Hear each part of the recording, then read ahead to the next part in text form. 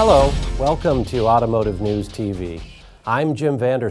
Tom Warbeck is off today. Coming up, green is for go. We'll take you for a spin in the new Honda CR-Z. And crisis management, Edward Lapham on the Gulf Coast oil spill. But first, new UAW President Bob King promises he'll fight to win back concessions given up in the past few years. King called for the union to be more aggressive and said it needs to organize entire industries to be effective. We know that if we don't support Toyota and Honda and Nissan and Hyundai and VW and Kia and all the non-union auto and aerospace and agri and everywhere else that they're non-union workers, if we don't support their right to organize, we cannot win back the concessions that we've given up. He called on workers to picket Toyota dealers in the wake of Toyota closing its NUMMI plant in Fremont, California. That plant was the only U.S. Toyota factory with UAW members. We're going to pound on Toyota until they recognize the First Amendment right of those workers to come into the UAW. After encouraging a more vocal union, King and UAW members marched through Detroit's downtown protesting Wall Street lending practices. What happens when you blend a sports car with a green car?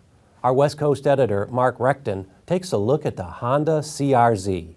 This is the Honda CR-Z, and when the concept was unveiled, everybody freaked out because they thought, wow, the first hybrid sports car. Well, maybe it's time we need to dial back expectations just a hair. It's quick, kind of like a really nice Honda Fit, but it's no sports car. Let's take a look.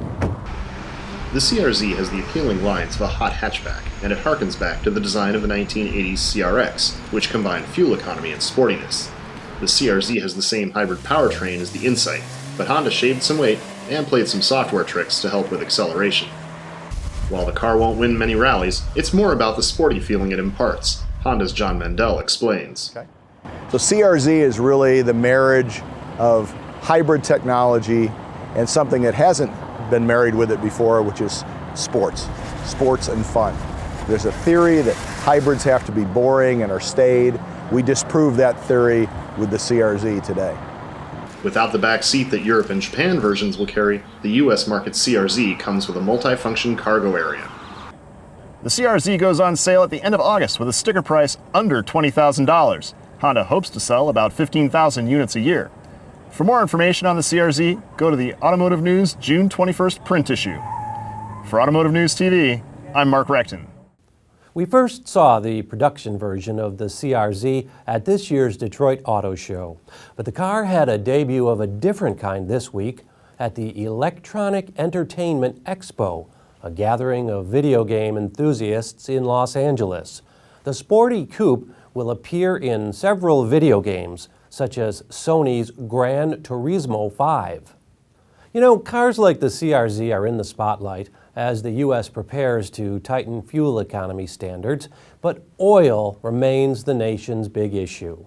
President Obama met this week with BP executives about the massive spill in the Gulf of Mexico. Is the president's reaction to oil different from his reaction to autos? Automotive News executive editor Edward Lapham shares some thoughts. All of this interest in green technology warms the cockles of my heart. Really? But let's face it, petroleum is going to remain the lifeblood of the auto industry for decades to come. So I was pleased that President Obama invited the British Petroleum Board of Directors to the White House this week to talk about that oil mess in the Gulf of Mexico. Hey, it was about time. I can't imagine why the president didn't just pick up the phone right away and do a little jawboning with the oil company's CEO. Look, I know the president wanted to talk to the directors because he says they run the company, not the CEO. But I'm pretty sure the president didn't invite the General Motors Board of Directors to the White House before he fired Rick Wagner. I'm Edward Lapham, and that's how I see it. And that wraps up this week of Automotive News TV. You can get breaking news right here at autonews.com throughout the weekend.